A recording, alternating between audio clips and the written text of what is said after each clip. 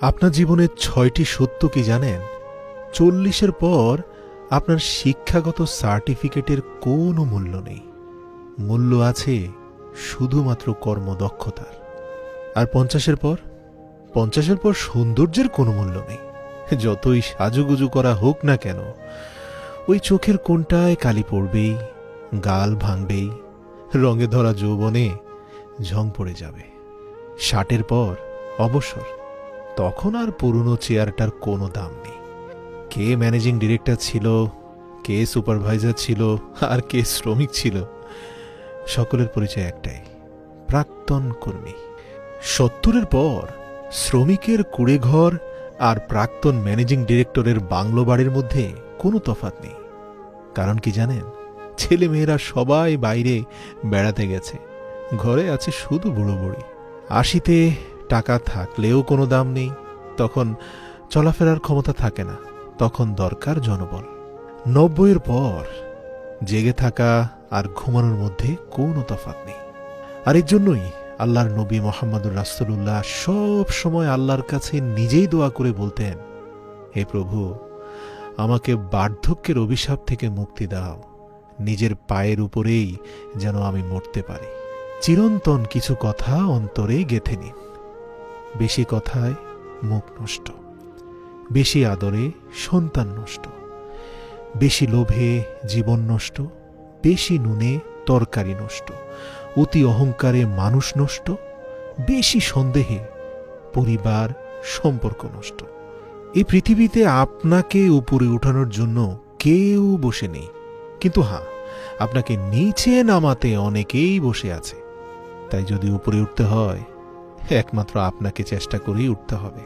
আর এই জন্য এই এক জীবনে সবার কাছে ভালো হতে পারবেন না।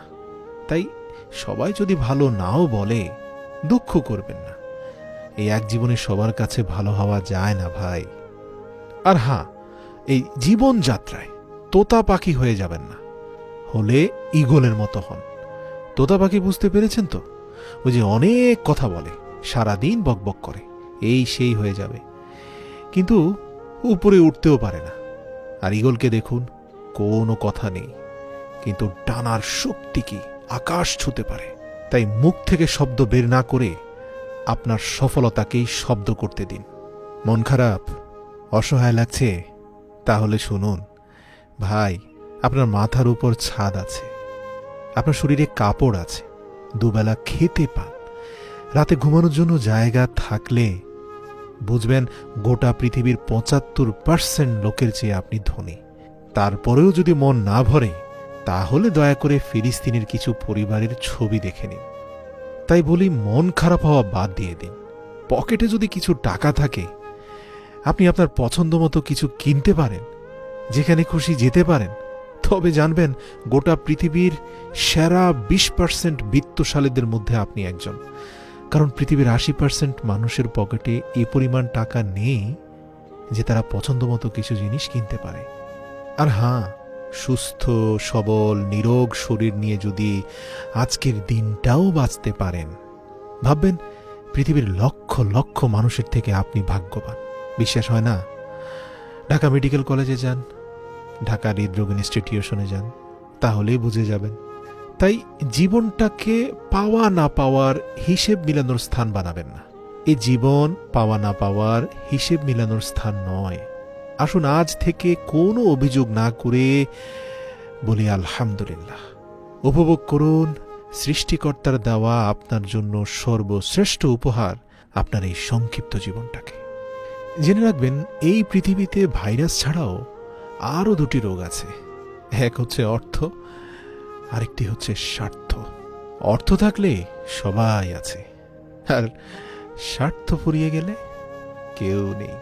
যাদের রূপের অহংকারে জমিনে পা পড়ে না, তাদের জন্য বলছি, রূপের জন্য হয়তো কিছুদিনের প্রশংসা তুমি কুড়াবে ঠিকই, কিন্তু গুণের জন্য তুমি আজীবন প্রশংসিত হবে।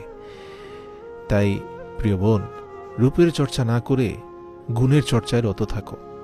আর হ্যাঁ, জীবনে যতই ভালো কাজ করো, বিনিময় শুধু আল্লাহর কাছে চাইবে। কারণ এই জীবনে যতই ভালো কাজ করো, মানুষ কিন্তু সবসময় ভালো কাজগুলো ভুলে যায়। ওই ছোট একটা মন্দ কাজ করো, রেকর্ড হয়ে যাবে। তাই যারা সব সময় তোমার মন্দটা খুঁজে বের করে, মন খারাপ করো না।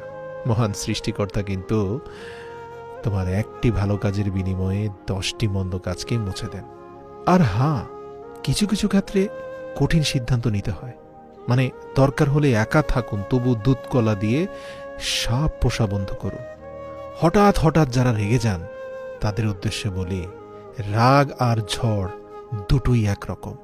থেমে যাওয়ার পরে বোঝা যায় কতটা ক্ষতি হয়েছে। হযরত আলী বলেছেন, রাগের মাথায় চুপ করে থাকা ব্যক্তিটি কখনোই পস্তায়নি। মানুষের আক্ষেপ শুধুমাত্র রাগ করার কারণেই হয়, রাগের মাথায় মুখ বন্ধ করে রাখার জন্য হয় না। আর এর জন্যই পৃথিবীর সর্বশ্রেষ্ঠ বীর বলা হয়েছে তাকে, যে রাগের মাথায় চুপ করে বসে থাকতে পারে। আর হ্যাঁ, মুখে মধু দেখে সবসময় গলে যাবেন না। মনে রাখবেন, মুখে যাদের মধু ঝরে তারাই পিঠে ছুরি মারে। মাঝে মাঝে একাকিত্বকে ভালোবাসুন। কারণ কি জানেন, অসৎ সঙ্গ মেশার থেকে একা থাকা অনেক ভালো। আপনার সাথে যত অন্যায় হোক না কেন, কারো সাথে খারাপ ব্যবহার করবেন না। কে জানে, মৃত্যুর আগে হয়তো ক্ষমা চাওয়ার জন্য তাকে আর খুঁজে পাবেন না। হৃদয়ে গেঁথে রাখুন কিছু কথা। ক্ষমা পাবে শিশুকাল, কষ্টে যাবে বৃদ্ধকাল, যৌবন হলো শ্রেষ্ঠকাল, কাজে লাগাও ইহকাল। বাঁচব আমি কতকাল, ফাঁকি দিলাম বহুকাল। ঘুমিয়েছিলাম এতকাল, আজকেও হবে গতকাল।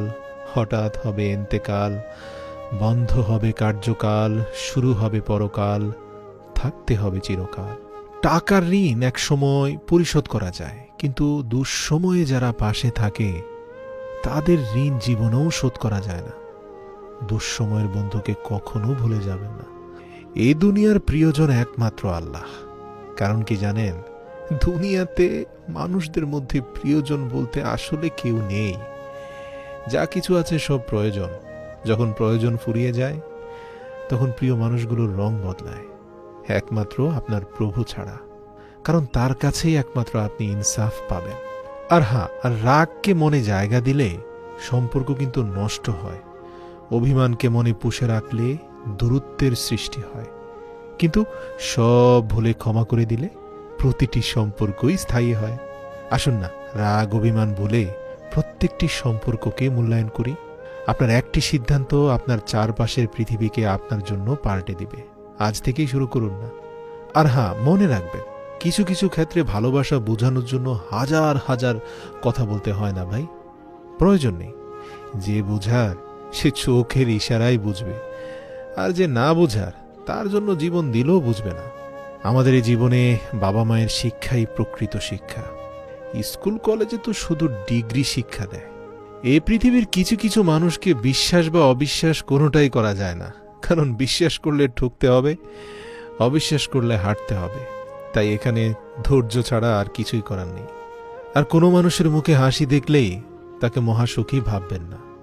ভাই, রাত বাড়লেই অন্ধকারে যে মানুষটা হারিয়ে যায়, সেই মানুষটাই ব্যথা লুকিয়ে দিনের আলোতে তোমাদের সবাইকে হাসায়। তাই হাসির আড়ালের কষ্টটা উপলব্ধি করার চেষ্টা করুন। বুঝি না, আমাদের এই উপমহাদেশের একটা মহারোগ কি জানেন, ছেলের সাথে বউ সুখে থাকলে শ্বশুর শাশুড়ির কষ্ট লাগে, কিন্তু নিজের মেয়ে তার জামাইয়ের সাথে সুখে থাকলে মা বাবা খুশি হয়। আর এই মহাবিপদে শুধুমাত্র ছেলেদেরকেই ধৈর্যের পরিচয় দিতে হয়। মনে রাখবেন, কিছু কিছু মানুষের চোখে খারাপ হতে গেলে আপনাকে খারাপ কাজ করার কোনো দরকার নেই। ওই উচিত কথা বললেই দেখবেন যে আপনি তাদের চোখে খারাপ হয়ে যাবেন। আর হ্যাঁ, এই জাতীয় লোক থেকে দূরত্ব বজায় রাখুন, যারা উচিত কথা হজম করতে পারে না। তবে আরেকটা কথা বলি, ময় মুরব্বীদের সামনে উচিত কথার নামে বেয়াদবি করতে যাবেন না। কিছু কিছু মানুষ আদব আখলাকের সাথে উচিত কথার একটা সংঘর্ষ বাঁধিয়ে ফেলেন। উচিত কথা সেখানেই বলবেন যেখানে এর মাধ্যমে কল্যাণ বয়ে আসবে, আপনার বয়োজ্যেষ্ঠ পিতামাতার সামনে নয়। দেখুন, ফুলকে নাকের কাছে নিয়ে শুকতে হয় সুগন্ধ পাওয়ার জন্য। আর দেখুন না, পচা জিনিসের দুর্গন্ধ এমনিতেই নাকে আসে। তাই যোগ্য লোককে ডেকে কাছে আনতে হয়, আর অযোগ্যতা আপনা আপনি আপনার কাছে এসে তেল দিতে থাকবে। তাই তেলবাজদের কাছ থেকে দূরে থাকবেন। যোগ্য লোককে সম্মান দিয়ে অনুরোধ করে আপনার কাছে ডেকে আনবেন। তাহলেই দেখবেন আপনার প্রতিষ্ঠানের চেহারা পাল্টে গেছে। বাংলাদেশে যারা বাইক চালান, প্রিয় বাইকার ভাইয়েরা, সব সময় ওভারটেক করার আগে মনে রাখবেন, কোনোদিন না ফেরার চেয়ে দেরিতে বাড়ি ফেরা ভালো।